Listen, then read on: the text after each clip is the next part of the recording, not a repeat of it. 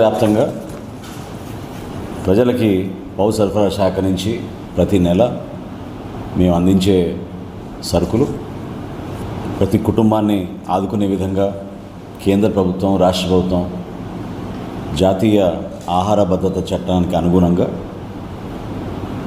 ప్రతి నెల 1వ తారీఖు నుంచి 15వ తారీఖు వరకు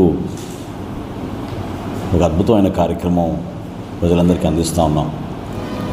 ఆంధ్రప్రదేశ్లో ఈ రోజుకి 1,46,21,000 రైస్ కార్డ్స్ను ఉన్నాయి.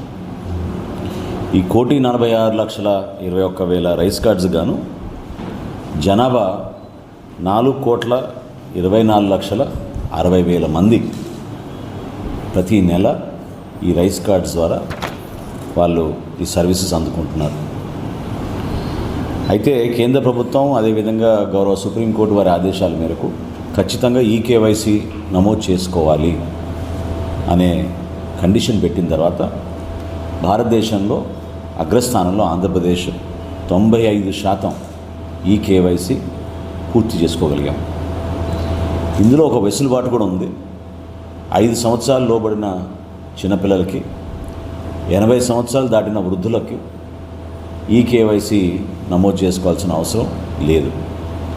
మాకు వచ్చిన అంచనాల మేరకు ప్రస్తుతం సుమారు 6,32,000 మంది ఆ విధంగా ఉన్నారు. కాబట్టి వాళ్ళు కూడా అర్హులుగానే మేము తీసుకుని ముందుకెళ్తాం.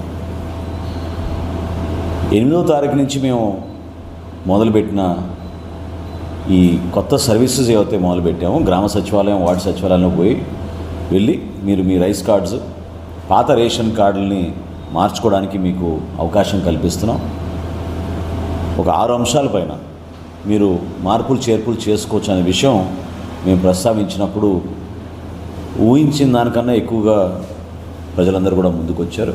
ఇప్పటి వరకు మాకు వచ్చిన లెక్కల మేరకు 72,519 మంది ఈ రోజు వరకు ఈ సర్వీసెస్ని వినియోగించుకున్నారు.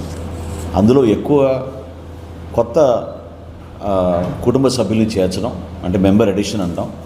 అది సుమారు 51,770 మంది ఇప్పటివరకు వచ్చారు. కొత్త రైస్ కార్డుల గురించి కోరుకుంది 10,747. అయితే ఇచ్చిన